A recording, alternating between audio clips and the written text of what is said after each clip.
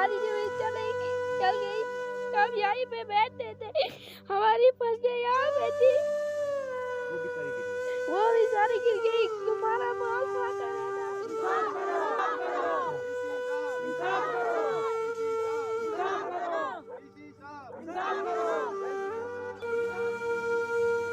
नमस्कार, आदाब। मैं अर्जुन, आपका जेकेसी न्यूज़ और साथ में अपने Facebook page the daily Hindustan पे आपका बहुत बहुत स्वागत करता हूं। इस वक्त मैं भलेसा के बहुत दूर दराज इलाके में हूं। ये पंचायत लुड्डू है और तिवानी नामक ये जगह है जहां पर मैं इस वक्त खड़ा हूं। और तिवानी नामक जगह पर ये इलाका जो है बिल्कुल पानी पानी है। अब मेरे पीछे आप देख रहे हैं कि कुछ बच्चे यहाँ पर जो अपनी जान को रिस्क में डाल करके जो है वो चल रहे हैं। इनको यहाँ से चलना तो नहीं चाहिए, लेकिन लोगों की मजबूरी है। कोई भी रास्ता यहाँ से जो है इन लोगों को यहाँ पे आने के लिए नहीं है। सड़क बनने के कारण जो है यहाँ पर ये 500 से 600 मीटर का जो एरिया है वो डैमेज हुआ है। और इतना ज़्यादा डैमेज हुआ कि 4 घर इसकी जद में आए हैं। और यहाँ पे गरीब बस्ती है बहुत ज़्यादा। यहाँ पर लोग हैं, गरीब तबके के जो लोग हैं वो यहाँ पर रहते हैं। और यहाँ पर जो ठेकेदार जिनको यहाँ पर ठेका दिया गया है, कम से कम उन लोगों को इतना तो दुख दर्द इन लोगों का समझना चाहिए था कि एक छोटा सा रास्ता इनके गाँव के लिए बनाया जाता। इस गांव में आने के लिए एक भी कनेक्टिविटी इस वक्त नहीं है। मैं खुद जिस रास्ते से चल के आया हूं वो रास्ता इतना ख़राब है, उस रास्ते में इतनी ज़्यादा मुश्किलातें पेश आ रही हैं कि मैंने अपनी जान को रिस्क में डाल कर को जो है वहां पर मैं पहुंचा हूं। और बहुत ही मुश्किलात में यहाँ के लोग जो हैं वो अपना जो है जीवन यापन कर रहे हैं। यानी कि अगर आपको इस गाँव में, इस बस्ती में आना है तो 3 से 4 किलोमीटर दूर चल करके, साइड से चल करके आप उसको गांव में आना होगा। तब जा करके आप इस गांव में पहुंचेंगे जहां पर आपको सिर्फ 100 से या 200 मीटर का रास्ता है। लेकिन इतनी ज़्यादा डैमेज होने के बाद, इतनी बड़ी स्लाइड के बाद जो है यहाँ पर लोगों का जीना दुश्वार हो। सलमान, क्या प्रॉब्लम आती है? स्कूल कहाँ जाते हो? सर, हम चावनी पे स्कूल जाते हैं। बारिश में हम घर में बैठ सकते हैं क्योंकि इधर चिकड़ से और हमारे कपड़े खराब हो जाते हैं। रास्ता नहीं है। और जो हमारे दादा थे मुझे हमारी जमीन दे दी यहाँ पे। सारी जमीन चल गई। हम यहीं पे बैठते थे, हमारी फसलें यहाँ पे थी, वो भी सारी क्या कर रहा था। हमारे घर में जो हम थे यहाँ ही हमारा घर बसना था, कोई भी नहीं है, सारा चला गया। कुछ जमीन नहीं बची है। मेरा घर हो गया, घर भी तैयार गिरने के लिए।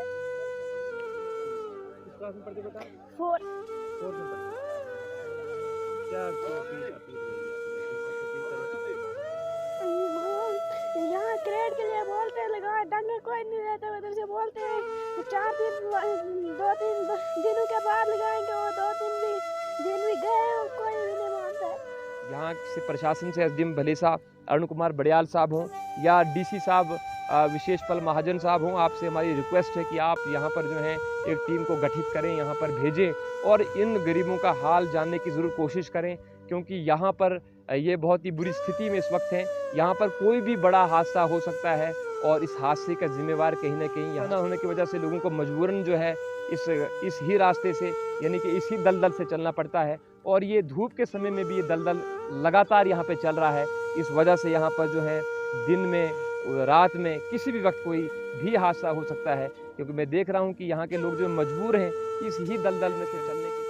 सानो बुजुर्गो जमीन बनामस तिम ति गई, अस ति वुच, अस ति गई सियान, सान बच्चे गई बेघर, अस ति गई बेघर, बाघर छे अस गई बेघर, 6 घर छे हिंद, 6 छ काशिर, तो अस गई हालत खराब। जमीन ये गई सारे ये मकान ति गई ये न स्कूलस किस वक्त शुरन न हिसाब किताब ये क्या सान अपील गवर्नरस निश, डीसी साहबस निश, एसडीएमस निश, तहसीलदारस निश।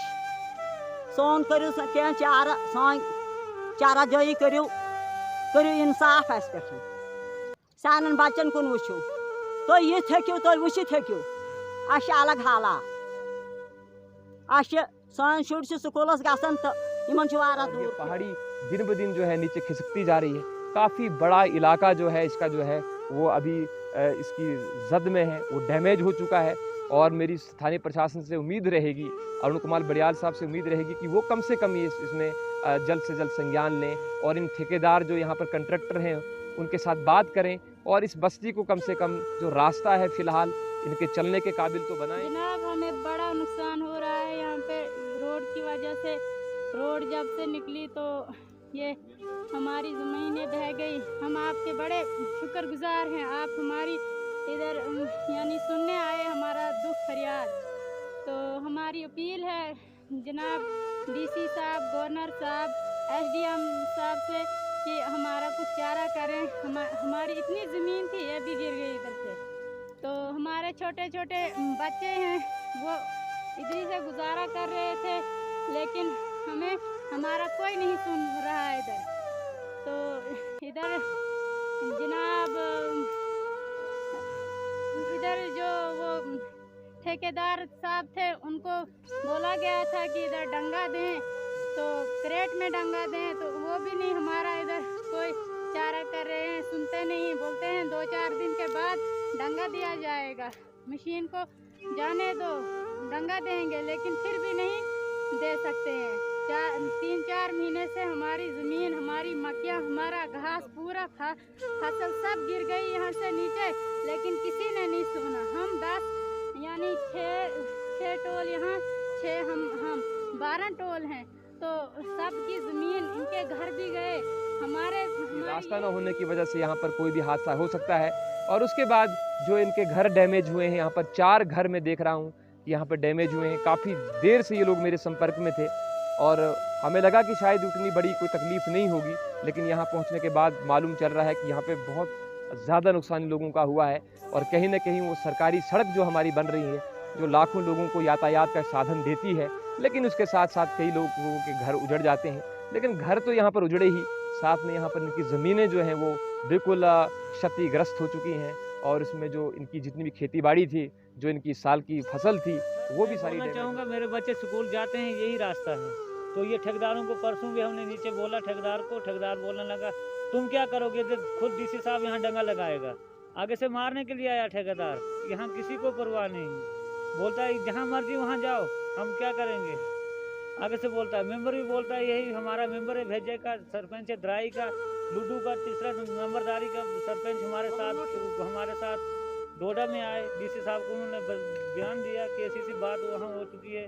डीसी साहब ने बोला, उधर फ़ोन किया ठेकेदार को, लगा बोलने की 2 दिन दे दो जी। आया यहाँ जेई साहब, उन्होंने ही बोला कि बस जी हाँ कल धूप निकलेगी तो हम क्रेट शुरू कर देंगे। कल करते करते आज 20 दिन हो गए सर, यहाँ घर से बेघर हो चुके हैं।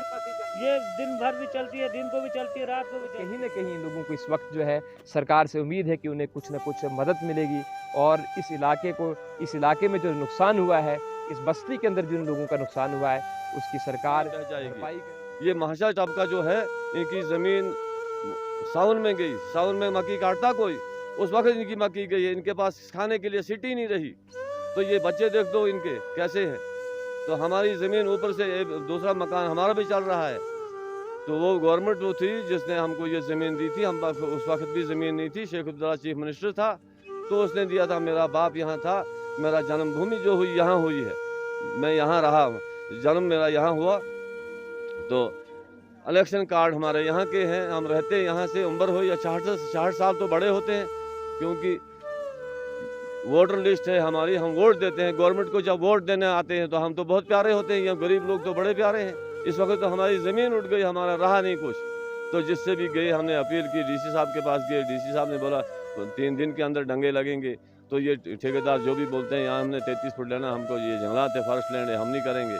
तो हम कहाँ जाएंगे, हमारी गवर्नमेंट कुछ चारा करें। हमारी बस्ती तो उजड़ गई, हमारी जो ज़मीन थी ये भी चली गई।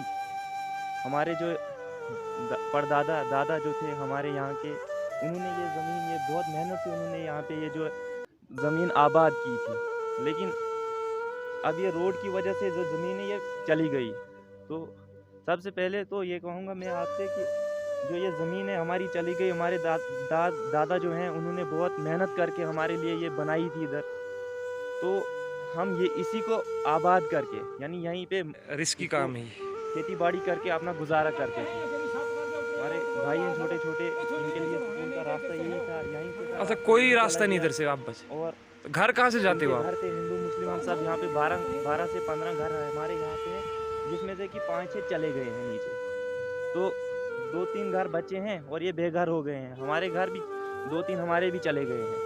तो अब यही अपील है मेरी कि इसको डंगा दिया जाए नीचे, जो ये घर ये बार बार इसको मशीन लगा के खोदते हैं और नीचे नीचे ये चला जाता है। तो मैं यही कहना चाहूँगा कि इसमें डंगा लगाएं नीचे से, हमारी कुछ मदद। यहाँ से माइग्रेंट हो गए, ठीक है ना, तो कोई हमारे इधर आता नहीं है मौके पे, कोई कुछ नहीं, रास्ते में आते हैं, रास्ते से ही चले जाते हैं, रिश्वत देते हैं ना वो ठेकेदार, तो बासूदरी से चले जाते हैं, ठीक है ना। हमारे कुछ प्रबंध होना चाहिए सर, ठीक है ना। और मेंबर बोलते हैं, ये सरपंच बोलते हैं ये जंगलात है, इधर कुछ नहीं बनेगा। क्यों नहीं बनेगा? जब जंगलात हमसे गवर्नमेंट लेगी तब हम छोड़ देंगे।